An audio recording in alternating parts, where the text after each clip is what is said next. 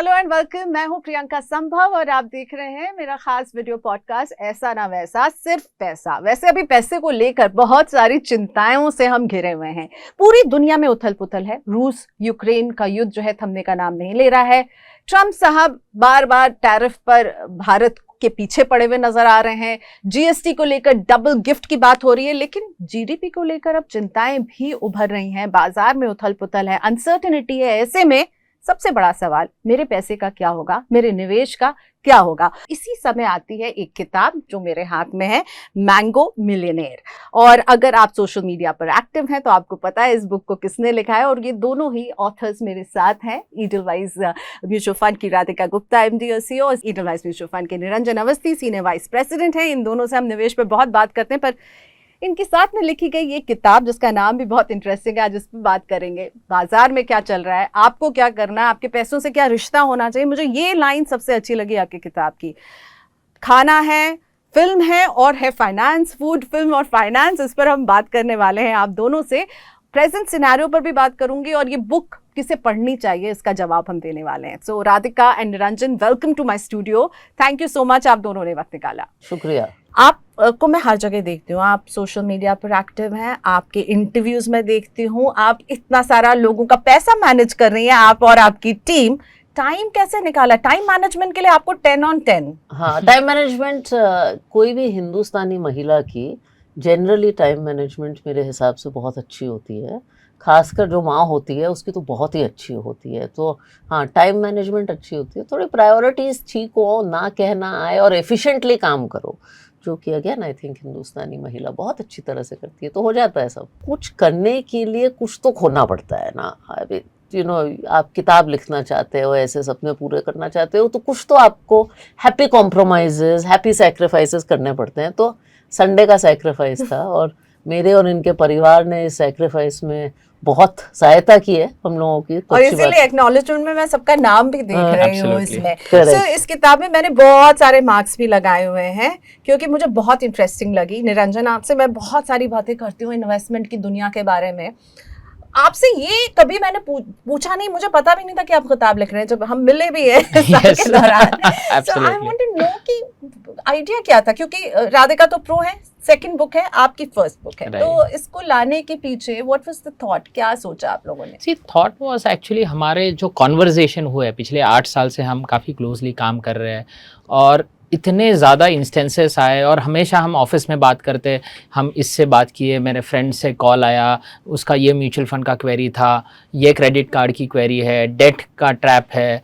ये कॉन्वर्जेशंस हमारे हमेशा होते रहे। और जब Radhika was writing her first book, तभी हमने काफ़ी क्लोजली, मैंने सीखा बुक कैसे लिखते हैं। I was closely watching her, learning from her. और तभी राधिका ने एक बात करी कि अगला बुक अगर हम करें तो फाइनेंस पे क्यों ना किया जाए।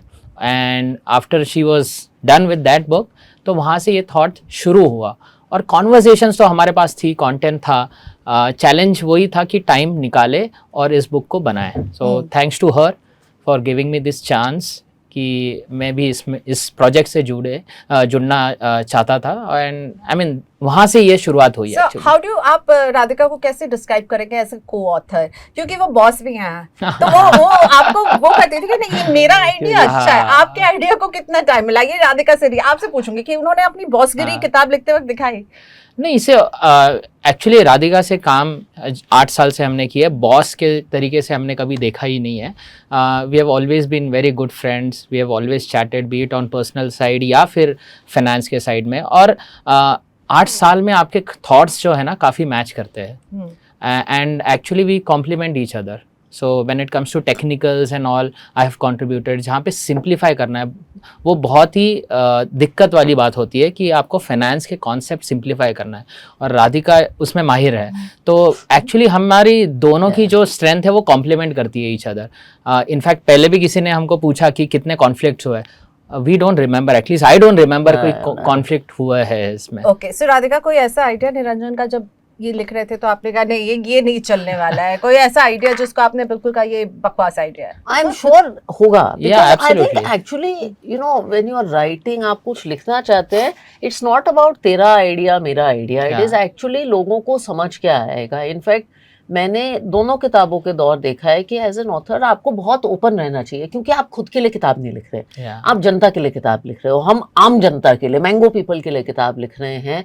तो आई तो यूज्ड टू टेल हिम कि ये किताब का चैप्टर अपनी वाइफ को दिखा, क्योंकि हम दोनों ठहरे फाइनेंस वाले, हम ये जार्गन में सीप हो गए हैं, ये हमारी बॉडी में आ गया है। तो ये नॉर्मल लोगों से, आम जनता से जाके पूछो कि ये समझ आ रहा है, ये इंटरेस्टिंग है, क्योंकि फाइनेंस पे ये पहली किताब नहीं है, ये 150th किताब हो गई जो फाइनेंस पे छपी है, लेकिन शायद पहली है जो बहुत साधारण फिर भी इंटरेस्टिंग तरीके से, फन, ह्यूमरस, उस तरीके से अप्रोच कर आपने जो कहा कि बहुत सारी किताबें फाइनेंस पर, ठीक है, और बड़े बड़े नाम है, मॉर्गन हाउसल, ठीक है, Right. Rich dad poor dad, तो क्यों सोचा आपने कि मैंगो मिलियनेयर लिखा जाए?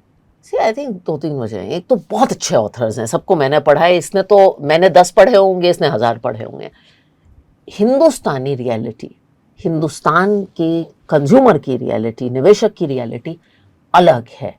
हमारे हालात अलग हैं, हमारी इकोनॉमी अलग है, हमारा देश अलग है। तो मैंने पहली किताब से भी सीखा कि हम हिंदुस्तान के लिए किताब लिख रहे हैं, हमारे 140 करोड़ हिंदुस्तानियों के लिए किताब लिख रहे हैं। दूसरा, जो हिंदुस्तान में किताबें छपी हैं और 90 to 95% स्मार्ट इन्वेस्टर्स के लिए छपी हैं। अच्छा, निवेश में गलतियां क्या होती हैं, stock market tips, mistakes I made in my journey, हम उसके लिए किताब लिख रहे हैं जिसको पता नहीं है कि इक्विटी और बॉन्ड में फ़र्क क्या होता है। उस बेसिक माँ के लिए, बीवी के लिए, स्टूडेंट के लिए किताब लिख रहे हैं। So this was supposed to be basic. And third, मुझे लगता है इंडिया में लोग किताबें कम पढ़ते हैं, पॉडकास्ट और टीवी ज़्यादा देखते हैं, क्योंकि किताबें बहुत बोरिंग होती है। तो हम इसको मज़ेदार तरीके से लिखने की नाम ही बहुत मजेदार है, मैंगो मिलियनेयर। तो Yes. मैंगो का मतलब तो अब हमारे देश में दो हो गया, एक मैंगो और दूसरा आम आदमी। अब आम आदमी का भी दो मतलब है, एक आम आदमी पार्टी। तो इन सब को देखते हुए ये जो नाम है बहुत इंटरेस्टिंग है। पर मेरा सवाल ये है, ये जो मैंगो है, ये कौन सा मैंगो? ये मुंबई का अल्फांसो मैंगो है जिसके लिए आपने लिखा है, या हमारे यूपी बिहार का दशहरी मैंगो? अब ये मैं प्रॉब्लम में पढ़ूंगी, क्योंकि मैं बॉम्बे से रहती हूँ, लेकिन मैं यूपी की लड़की हूँ, सहारनपुर में आम के बाग होते हैं। बट एक्चुअली द नाम वाज मैंगो ऑफ आम जनता, नॉट आम आदमी, क्योंकि औरतें भी होती हैं और वो आम औरत भी होती है, हालांकि औरत कभी आम नहीं होती, खासी होती है, बट आम जनता है। But actually mango is very interesting, क्योंकि आम ऐसी चीज है जो पूरे हिंदुस्तान को पसंद है, लेकिन कहीं रत्नागिरी आम पसंद है और कहीं आपका दशहरी आम पसंद है, और कहीं लंगड़ा आम मेरे घर में बहुत पसंद है। ईस्ट में अलग आम है, गुजरात के अलग आम है।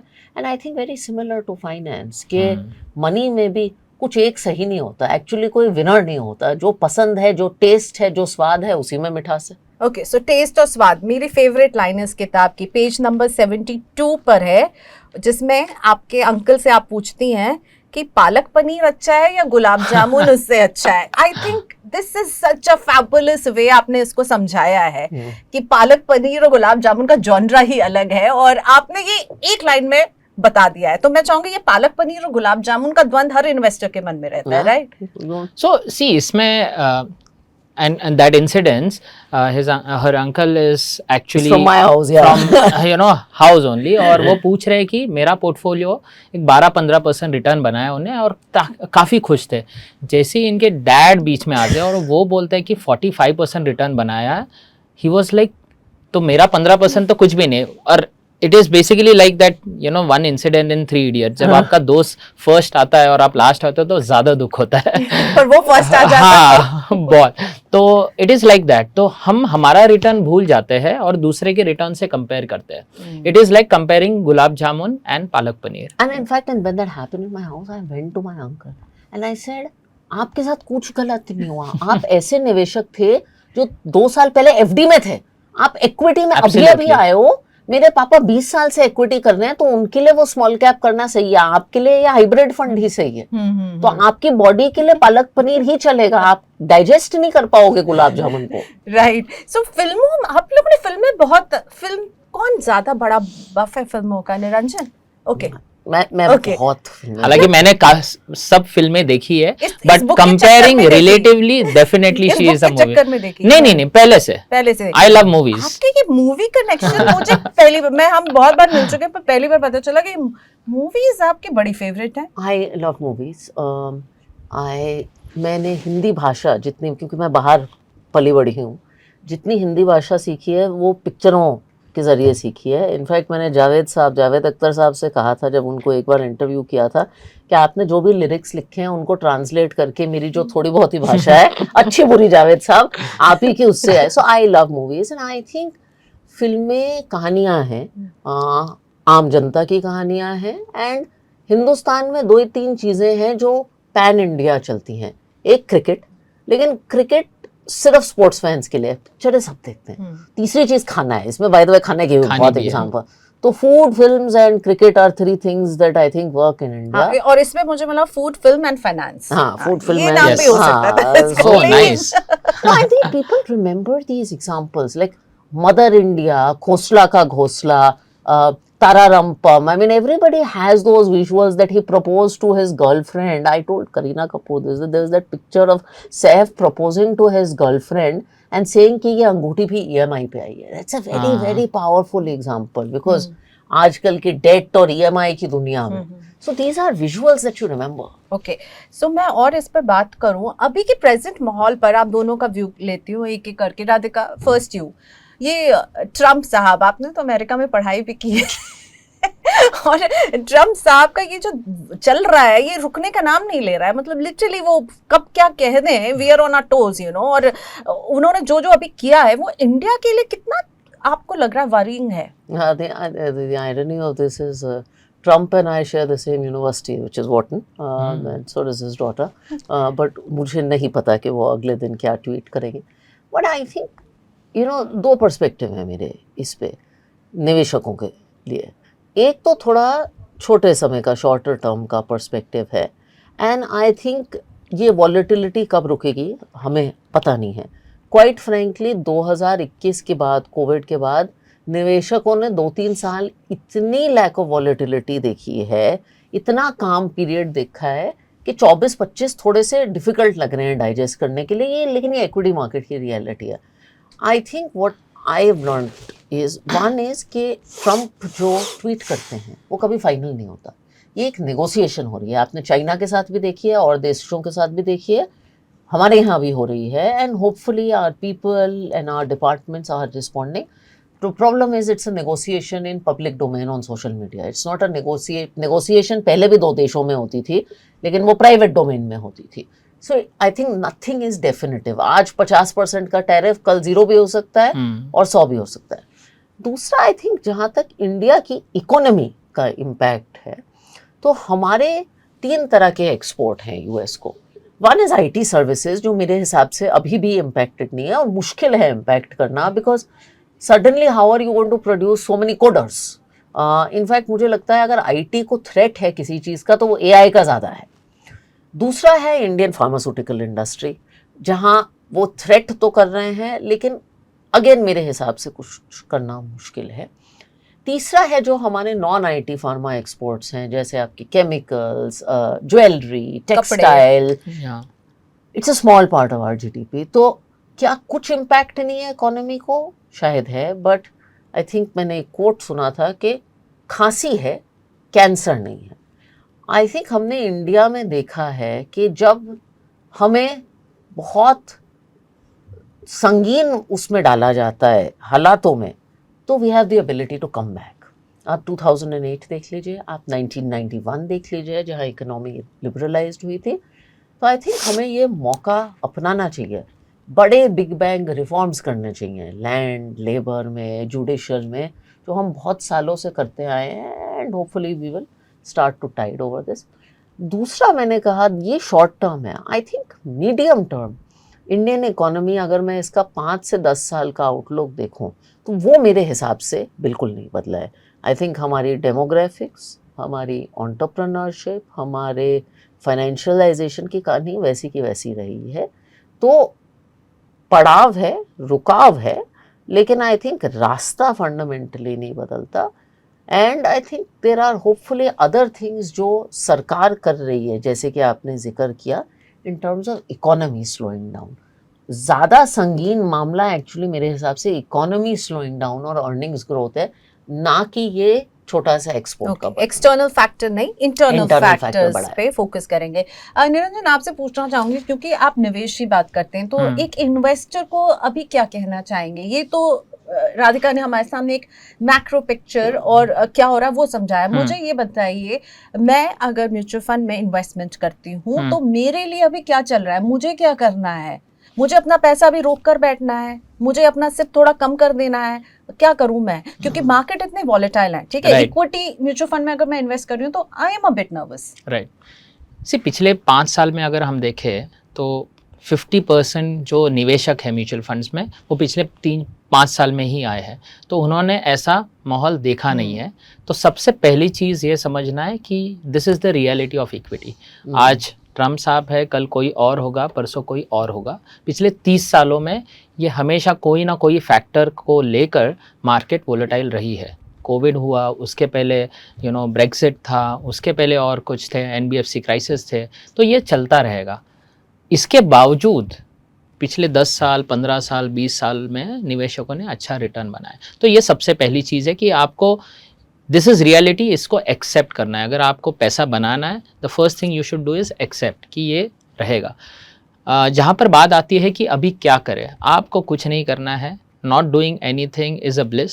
जब इन्वेस्टमेंट करते हो आपको कुछ नहीं करना है। आपने जो पहला स्टेप लिया है वो सही स्टेप है आपको, कि अगर SIP है आपको जस्ट कंटिन्यू करना है। बिकॉज SIP बनी ही इसीलिए है कि अगर मार्केट वोलेटाइल है उससे आपको थोड़ा कम फर्क पड़े। तो हमने देखा कि म्यूचुअल फंड कंपनियों ने भी अपनी कैश होल्डिंग बढ़ाई, हाँ। ठीक है। और अगर कंपनी मेरा पैसा जो मैं उसे दे रही हूँ उसे वो रोक रही है और बाजार में डिप्लॉय नहीं कर रही है, तो मैं भी अपना पैसा रोक लूंगी ना। तो कई इन्वेस्टर हैं जो बैठ करके फेंस पर देख रहे हैं कि करना क्या है।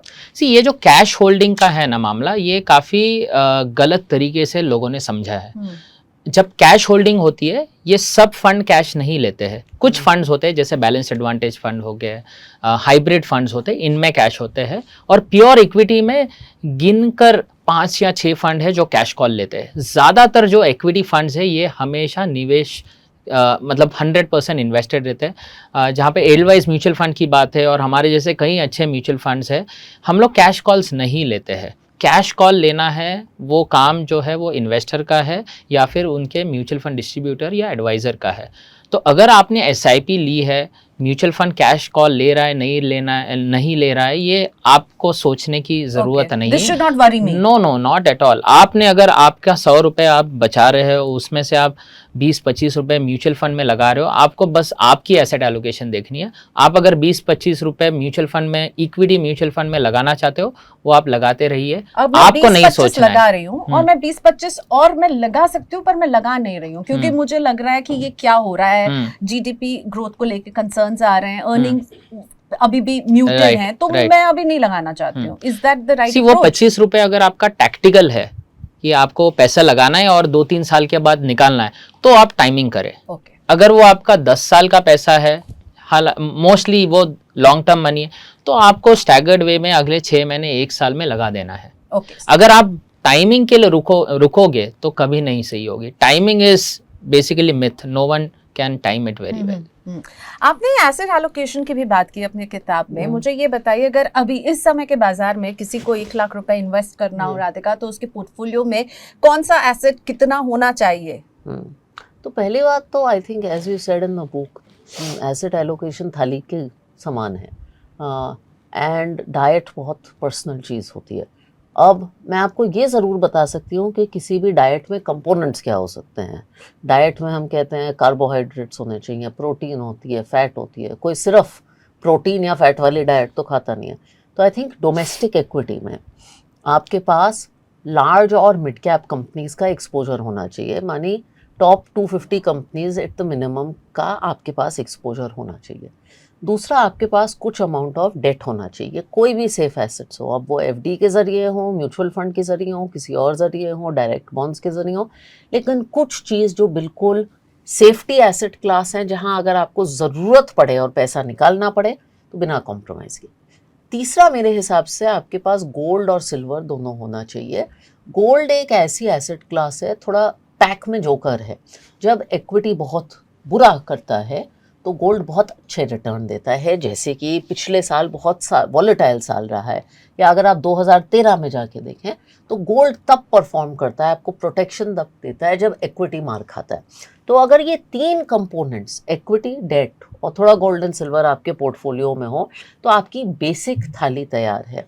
अब किस मात्रा में होनी चाहिए, एंड आई थिंक हमने किताब में भी ये डिस्क्राइब किया। RRR। तो दो चीजें डिसाइड करती हैं। एक तो आपके गोल्स कितने हैं, आपके पास समय कितना है इस गेम में।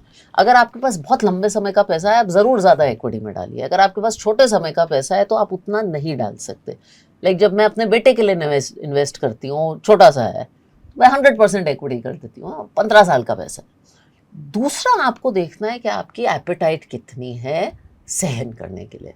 मैं ऐसे निवेशकों को जानती हूँ, अभी कल किसी से मिली थी जिसका पोर्टफोलियो 10% गिरता है, वो घबराने लगता है, रातों की नींदें खराब हो जाती हैं। मैं ऐसे लोगों को भी जानती हूँ जहाँ 25% गिरता है, वो कहता है चलो और लगाओ। तो ये दोनों चीज़ों को अगर आप कैलिब्रेट करके मैच करें तो आप डिसाइड कर सकते हैं कि आपका पोर्टफोलियो में 50% इक्विटी होना चाहिए, 30% होना चाहिए, 80%। ठीक है, तो अपना रिस्क एपेटाइट और अपना टाइम होराइजन, ये दोनों चीजें देखनी चाहिए। टाइम होराइजन में आपने कहा कि आप शॉर्ट टर्म में जो आप देख रहे हैं कि हाँ ये टेंशन रहेगा, 2025-26 हमें मान के चलना चाहिए, सबड्यूट रहने वाले हैं। मीडियम टर्म आपने कहा ठीक है, व्हाट अबाउट लॉन्ग टर्म, आप क्या देख रही हैं मार्केट में क्या होते हुए? एज एन लाइक आप प्रिडिक्ट नहीं कर सकते हैं, एस्ट्रोलॉजर नहीं है, पर आपका क्या व्यू लग रहा है यहाँ से, गिवन जितने सारे सिचुएशन अभी क्रिएट हो रहे हैं, टैरिफ को लेकर अनसर्टेनिटी है, जीएसटी को लेकर के वादा हो चुका है, लेकिन अब इंडस्ट्री इसको लेकर चिंतित भी नजर आ रही है कि जल्दी कीजिए, इसको इम्प्लीमेंट कीजिए, जीडीपी नंबर्स को लेकर के दिक्कत नजर आ रही, अर्निंग्स सुधरे नहीं है। सो आई थिंक पहले 2 क्वार्टर हमें लगता है इस फाइनेंशियल ईयर के थोड़े फीके रहेंगे। Q1 के हमने नंबर्स देखे, ऐसे कोई खास नहीं थे, जितनी उम्मीद थे उससे 1-2% कमी थे, और शायद Q2 में भी कमी रहेंगे। लेकिन सरकार ने 2-3 चीज़ें की हैं जिससे कि ये जो अर्निंग्स ग्रोथ है और ये जो कंजम्पशन में, इकोनॉमी में स्लो डाउन आ रहा है, इसको एड्रेस करें। सबसे पहले तो इस बजट में उन्होंने टैक्सेशन में राहत दी है लोगों को। अब इस टैक्सेशन की जो राहत है उसको इकोनॉमी में पर्कोलेट होने में टाइम लगेगा। पहले तो जब इंसान को टैक्स की राहत मिलती है तो वो थोड़ा बचाता है, फिर थोड़ा मूड बेटर होता है, जाके कुछ कंज्यूम करता है। दूसरा, जैसे आपने कहा दिवाली बोनेंजा, वाइट गुड्स वगैरह पे जीएसटी कम हो रही है और मटीरियली हो रही है। तो हमारी उम्मीद है कि ये जो अभी का क्वार्टर है ये शायद थोड़ा बॉटम हो जाए साइकिल का, और Q3 और 4 के बाद हमें इकोनॉमी में थोड़ी सी रिकवरी दिखनी शुरू होगी। अगर वो रिकवरी दिखनी, फाइनली मार्केट को क्या मूव करता है, अगर आप पिछले 5 साल के मार्केट के रिटर्न देखें, उसका सबसे बड़ा ड्राइवर होता है कॉर्पोरेट प्रॉफिट ग्रोथ। अभी कॉर्पोरेट की बैलेंस शीट बहुत अच्छी है, बस प्रॉफिट में ग्रोथ आनी बाकी है, जो हमें लगता है शायद इन मेजर से किक इन हो सकती है साल के दूसरे हाफ में। I'll come back to book, लेकिन आपने टैक्सेशन की बात की, so I can't let go of this question. LTCG और STCG को लेकर के भी डिमांड हो रही है कि इसमें बदलाव की जरूरत है। What is your view? My view is थोड़ा contra on, very slightly different on this. LTCC come tax तो सबको अच्छा लगता है, but I think if I compare India's equity tax regime, जो हमारा इक्विटी टैक्स स्ट्रक्चर है, इवन विद STT, लोग कहते हैं STT डबल है, उतना बुरा नहीं है। अगर मुझे सुझाव देना होता तो मैं ये कहती कि आपकी सबसे बड़ी प्रॉब्लम क्या है, लोग ट्रेड करते हैं, FNO करते हैं, रियल मनी गेमिंग करते हैं। आप लंबे समय का, जो निरंजन कह रहे थे, निवेश इंसेंटिवाइज कर लीजिए। आप एक और स्लैब इंट्रोड्यूस करिए, 5 साल का इन्वेस्टमेंट 0% टैक्स। तो मुझे कोई सुझाव देने को कहता तो मैं कहती आप ऐसा करिए। आप जो नए इन्वेस्टर मार्केट में आ रहे हैं, यंग इंडिया, उनके लिए प्रेफरेंशियल टैक्स दीजिए। इन्वेस्टमेंट का बिहेवियर क्या, वैसे इंडिया का टैक्स हमें बुरा लगता है क्योंकि 0 था, फिर 10 था, अब 12.5 हो गया है, लेकिन काफी कंपेरेबल है। आप कहते हैं इसको अभी कुछ छेड़ने की जरूरत अगर नहीं। कुछ करना है ना तो 5 साल के निवेशक का टैक्स 0 कर दो, ये मेरी रिक्वेस्ट है। ओके, निरंजन आप मुझे बताइए कि क्या वाकई में मिलियनेयर बन सकते हैं हम अपने पैसों को ठीक से समझ करके म्यूचुअल फंड में निवेश करके, और क्या केवल म्यूचुअल फंड में निवेश करके मैं मिलियनेयर बनूंगी? ऐसा नहीं है, मिलियनियर सब कोई बन सकता है और सबके अपने अपने तरीके हो सकते हैं। और इसीलिए हालांकि हम म्यूचुअल फंड बैकग्राउंड से है, मैं 18 साल से म्यूचुअल फंड इंडस्ट्री में हूँ, Radhika has been there for 2 decades। इसमें म्यूचुअल फंड 13 चैप्टर है। यस। और हालांकि मेरे ख्याल से 20-25 पेजेस से ज़्यादा नहीं है, 280 पेजेस की बुक है। हम ये मानते हैं कि हर एक निवेशक का अपना एक तरीका होता है, म्यूचुअल फंड ही नहीं है, बट अगर आप कंपेयर करते हो तो definitely mutual fund should be part of your portfolio. लेकिन फिर आप इंश्योरेंस लेना चाहते हो, आप बैंक एफडी करोगे, आप सेविंग्स अकाउंट में कुछ पैसा रखोगे, रियल एस्टेट, गोल्ड है, तो ये थाली अप्रोच होता है। तो डेफिनेटली मिलेनियर सब बन सकते हैं, लेकिन उसके लिए discipline is very very important. Second is understanding कि आप पैसे को कैसे ट्रीट करते हो, वो बहुत ज़्यादा इंपॉर्टेंट है। क्योंकि मैंने काफ़ी बार देखा है, आपने भी देखा रहेगा प्रियंका, कि 2 इंडिविजुअल है, दोनों की सैलरी सेम है, एक डेट में है, हर महीने हर साल बॉस को बोलता है मुझे और सैलरी राइज चाहिए, दूसरा है वेरी डिसिप्लिन्ड, काफ़ी अच्छा कॉर्पस बना रहा है। सो आप कैसे मनी को ट्रीट करते हैं, आप कैसे मनी को समझते हैं, उस पर काफ़ी ज़्यादा चीज़ें निर्भर होती है। तो डेफिनेटली मिलियनियर बन सकते हैं, उसके लिए आपको समझना होगा, डिसिप्लिन रहना होगा। मिलियनेयर क्यों और करोड़पति क्यों नहीं बना रहे हैं आप? क्योंकि अब तो सब करोड़ से नीचे कोई बात नहीं करता। मेरे पास जो पोर्टफोलियोज आते हैं उसमें आता है कि मैं 15 साल तक इन्वेस्ट करूंगा, मुझे 1 करोड़ बनाने हैं, मुझे 4 करोड़ बनाने हैं, और फिर हम भी बताते हैं कि आप 1 करोड़ जब आज से 20 साल बाद उसकी क्या वैल्यू होगी, इन्फ्लेशन है, तो उसमें मिलियनेयर कहाँ जाएगा? I have to tell you there are 2 different Yes, definitions. actually. We had हमारी जो डेफिनेशन थी मिलियनेयर की, इसमें अलग थी। कुछ लोग इसको कुछ और देख रहे हैं। तो कुछ लोग मेरे को कह रहे हैं कि मिलियनेयर मीन्स 10 लाख, बिल्कुल, विच इज करेक्ट। हम जो सोच रहे थे, जिसको US डॉलर मिलियनेयर कहते हैं, करीब 9-10 करोड़, तो करोड़पति है एक्चुअली। इट इज एक्चुअली थोड़ा सा ज्यादा करोड़पति। आपने US से पढ़ाई की है, मैंने इंडिया से पढ़ाई तो की। मैंने कहा ऑनेस्टली इट डजंट मैटर, चाहे आप 10 लाख सोचें या 10 करोड़ सोचें, तरक्की करना जरूरी है, और डिसिप्लिन जरूरी है, और आदतें जरूरी हैं। तो आदतें आपको अच्छी जगह ले जाएंगी। तो आप चाहती हैं कि जो योलो जनता है, यू ओनली लिव वंस, जो है वो कहे savings tax deducted at source, saving deducted at source, SDS, YOLO जनता जो वो SDS बनेगी, बन सकती है। मैं एक वेबिनार कर रही थी कुछ दिन पहले, तो वहाँ जो पार्टिसिपेंट्स हैं वो कमेंट्स दे रहे थे, यार आई वाज शॉक्ड। मैं अब I used to think Priyanka मैं यंग हूँ, लेकिन वो अब रियलाइजेशन आ रहा है कि 40 साल की नहीं हूँ। So lot of them are writing, madam आप इन्वेस्टमेंट की बात कर रही हैं, हम तो डेट में फंसे हुए हैं। एक बंदे ने मुझे लिखा, निरंजन मेरे पास 13 क्रेडिट कार्ड है। I then heard one story of one guy on real money gaming who has turned violent. I mean, there's all kinds of stories I have heard. So, see, why we talk about this YOLO, हम सबको पता है, हम दोनों college गए हैं, college ख़त्म किया है, यंग रहे हैं, ये कंजम्पशन भी सब करते हैं। फाइनली NAV आपको खुशी नहीं देती, बहुत चीज़ें देती है लेकिन खुशी नहीं देती लाइफ में। सो ज़िंदगी जीना, छुट्टियों पे जाना, माँ बाप के लिए कुछ करना, कुछ खरीदना, ज्वेलरी खरीदना, जो भी है वो भी ज़रूरी है, बट एक बैलेंस में ज़रूरी है। Actually the point we have been making in this book is कि ये जो बजटिंग एक्सरसाइज है, हम सिर्फ खर्चे बजट कर लेते हैं, इन्वेस्टमेंट और सेविंग्स नहीं बजट करते। हमारा फॉर्मूला होता है सैलरी, फिर टैक्स, फिर खर्चे, फिर जो बचा कुछ है उसको सेव करो। इस ऑर्डर को बदलना है। हाँ, हम कह रहे हैं कि सैलरी, फिर टैक्स, फिर सेविंग, और फिर आप अपने खर्चे निकालो, ऐसे होना चाहिए। और उसको करने के लिए I always argue with people कि तुम्हें आईफोन लेना है लेकिन तुम टैक्स अवॉइड कर सकते हो, नहीं नहीं तो डिडक्टेड एट सोर्स है। मैंने कहा फिर सेविंग्स भी डिडक्टेड एट सोर्स होनी चाहिए ना। Debt is one big problem. उधार, क्रेडिट कार्ड, जो भी इन्होंने कहा 13 क्रेडिट कार्ड है, ये इजी एक्सेस जो है, ये उल्टा हमारे लिए जो है चुनौतियां खड़ी कर रहा है। डेफिनेटली। सो डेट में इसलिए हमने लिखा है, सबसे 2 चीज़ें होती है डेट में। पहले तो व्हाट इज़ गुड डेट और बैड डेट, ये दोनों में आपको फ़र्क समझना है, और उसके बाद में आपकी अफोर्डेबिलिटी क्या है, डेट कितना आप ले पाते हो। ये दोनों चीज़ों को अगर आप समझोगे तो आप डेट चक्रव्यूह में कभी नहीं जाओगे। सो अफोर्डेबिलिटी के लिए सबसे पहले good debt, bad debt. Good debt होता है जिससे आप एसेट बना रहे हो, it is a good debt. जिससे आप एक लैपटॉप खरीद रहे हो जो आपको कोई सीखने के लिए मदद करेगा, आपकी जॉब में मदद करेगा, इट इज़ गुड डेट। आप सिर्फ 2 इंच के और बड़े आईफोन या कोई भी ब्रांड का फ़ोन लेते हो, दैट इज़ बैड डेट। दूसरी चीज़ है अफोर्डेबिलिटी। तो हमने एक सिंपल 33-6 फ्रेमवर्क दिया है। अगर आप डेट ले ज़रूर, लेकिन आपकी जो EMI है, आपकी जो मंथली इनकम है, उससे 30% से ज़्यादा नहीं होना चाहिए। दूसरा 3, आपकी जो एनुअल इनकम है उससे 3 गुना का डेट आप ना लें। जनरली अगर हम घर लेते हैं तो एक सबसे बड़ा सवाल होता है कि कितना डेट ले, कितना बड़ा घर ले। उतना ले जितना आपके पास ऑलरेडी डाउन पेमेंट हो और लोन जो है वो 3 गुना ज़्यादा ना हो। और लास्ट है 6, विच इज़ जितना भी आपका EMI है उसका 6 महीने का मिनिमम कॉर्पस आप जमा कर लिक्विड फंड या कहीं पे भी जहाँ पर आपकी इंस्टेंट लिक्विडिटी हो सकती है वहाँ पे रखें। इसीलिए मैं कह रही हूँ पैसों से कैसा रिश्ता हो वो समझता है, तो ये किताब पढ़नी ज़रूरी है।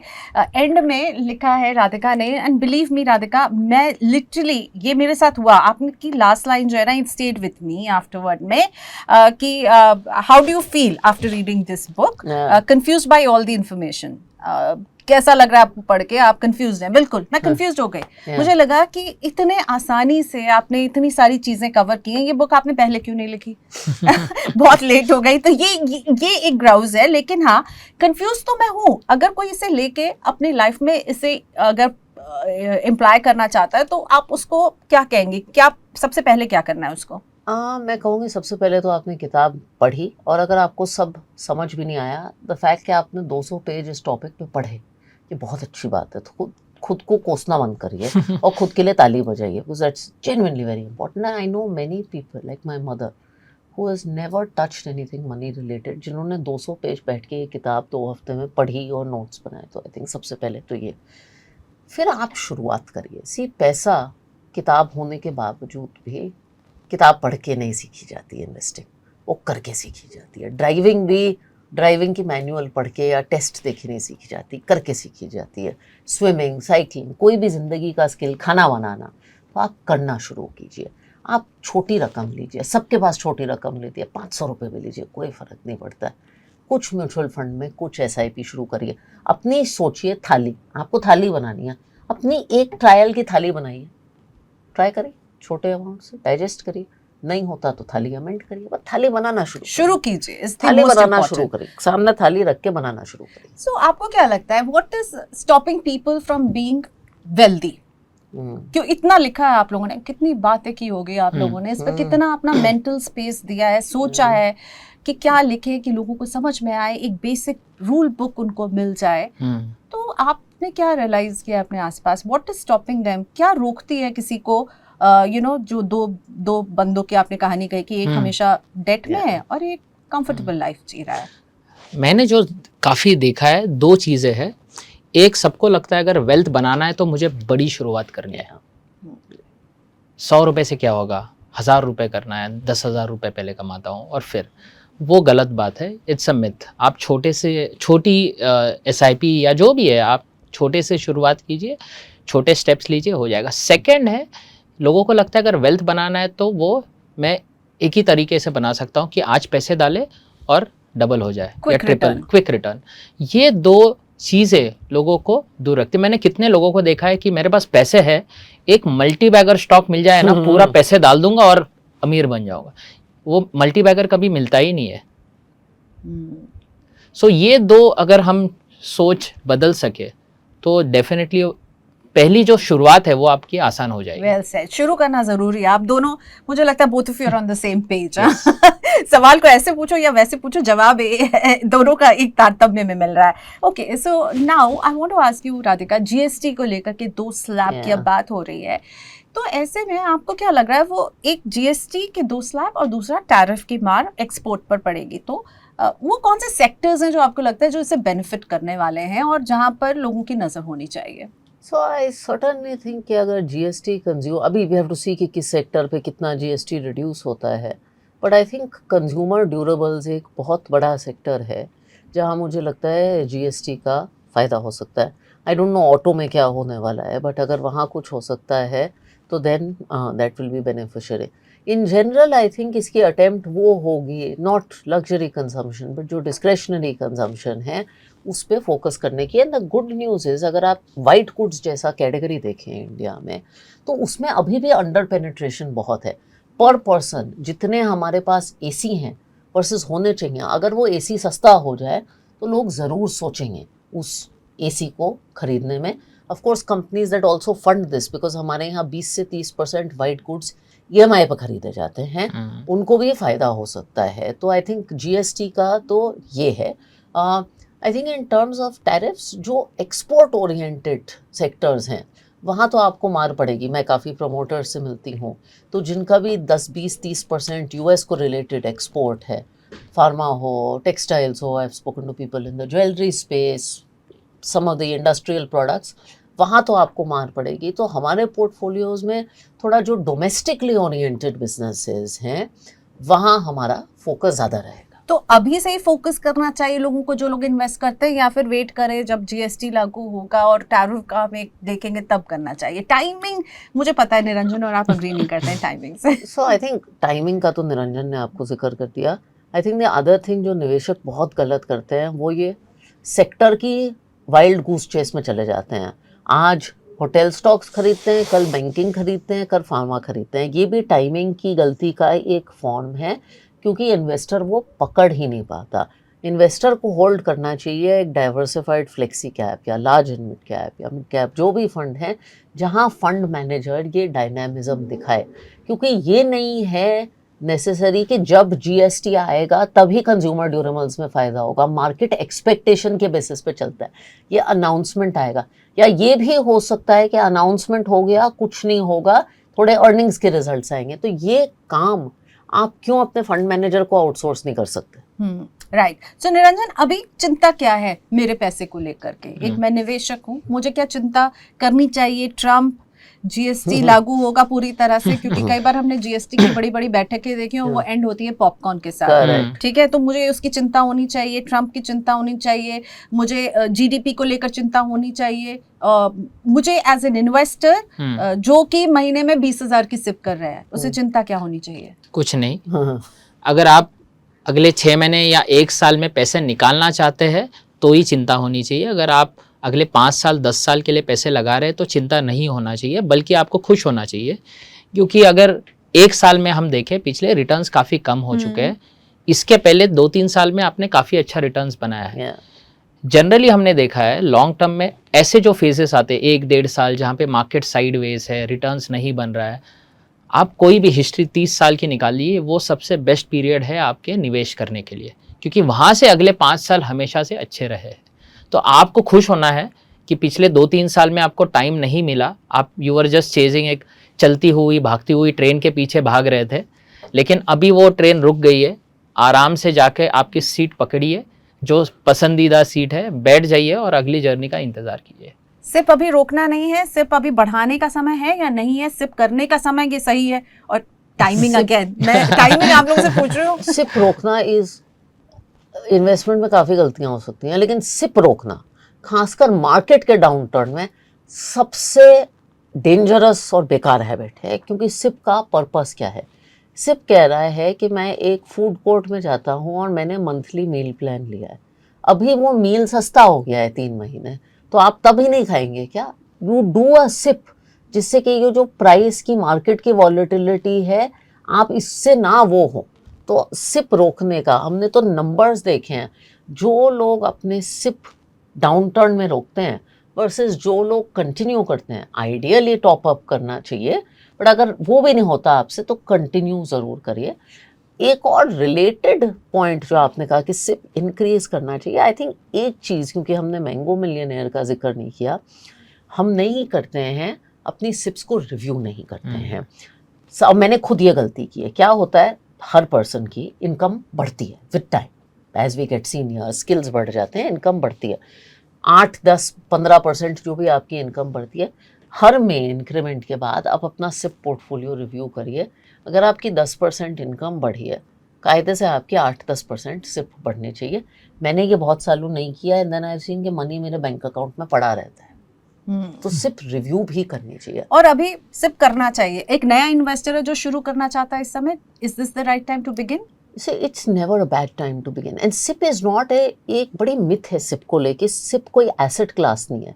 SIP एक जरिया है savings deducted at source and investment and deducted at source को ऑटोमेट करने का। इक्विटी में हमें पता है कि अगर हमें वेल्थ क्रिएट करनी है तो इक्विटी करना है, लेकिन अगर आप हर महीने सोचेंगे इस महीने करना चाहिए इक्विटी, नहीं इस महीने नहीं करता, चलो थोड़ा रोक लेता हूँ, बस वो डिसीजन मेकिंग प्रोसेस को ऑटोमेटिक करने का जरिया और सोच निकालने का जरिया जिससे कि रोजमर्रा की जिंदगी जिए, वो सिप है और कुछ नहीं है सिप। गोल्ड क्या है? गोल्ड जो भागा है इस साल, सबको इसने बीट कर दिया है। अब गोल्ड में अभी क्या स्ट्रैटेजी होनी चाहिए?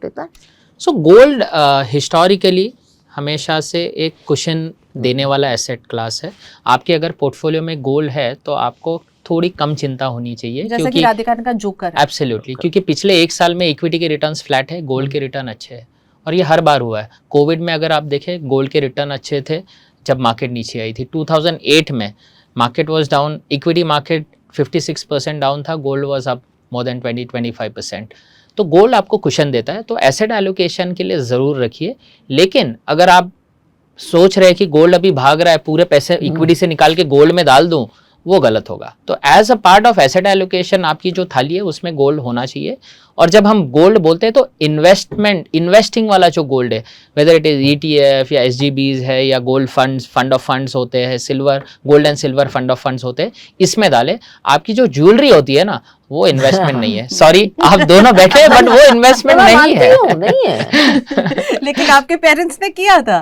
सब करते हैं, ऑल्दो मेरे पेरेंट्स ने गोल्ड बार्स लिए थे, वो जो छोटे छोटे कॉइन्स होते हैं वो लिए थे। But I actually agree with him. मैं ज्वेलरी की बहुत शौकीन हूँ, लेकिन ज्वेलरी इन्वेस्टमेंट नहीं होती है, वो कंजम्पशन के लिए खरीदी जाती है। इनफैक्ट आई थिंक इस किताब ने नॉट ओनली विद ज्वेलरी, हमने घर के लिए भी ये कहा है कि दो चीज़ें होती हैं। एक चीज़ होती है जो आप इमोशन के कारण लेते हैं, जैसे पहला घर जो आप लेते हैं जिसमें आप रहते हैं, वो एक्चुअली इन्वेस्टमेंट नहीं होता, क्योंकि अगर आप स्प्रेडशीट से उस घर को मेजर करेंगे ना तो कोई लॉजिक ही नहीं है घर खरीदने का। फिर किसी को इंडिया में घर ही नहीं खरीदना चाहिए।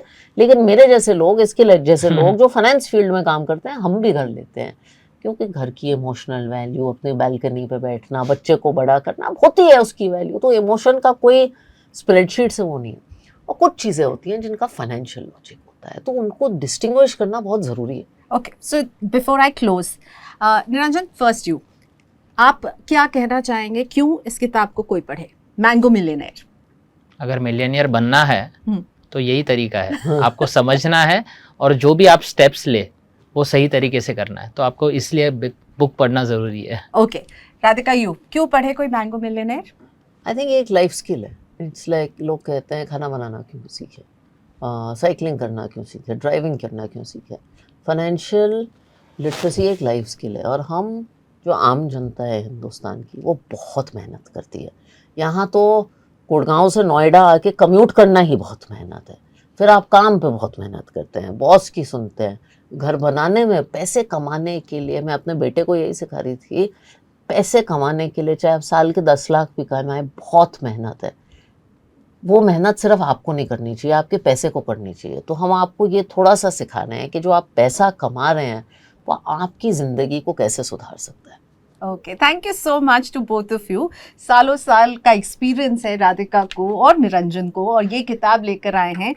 अपनी संडे की छुट्टी में बैठ करके बहुत मेहनत की है आपको बताने के लिए कि आपका पैसा कैसे आपके लिए मेहनत कर सकता है। तो ज़रूर पढ़िएगा। And thank you to both of you for this conversation. Thank you, बहुत यू, शुक्रिया। Thank you.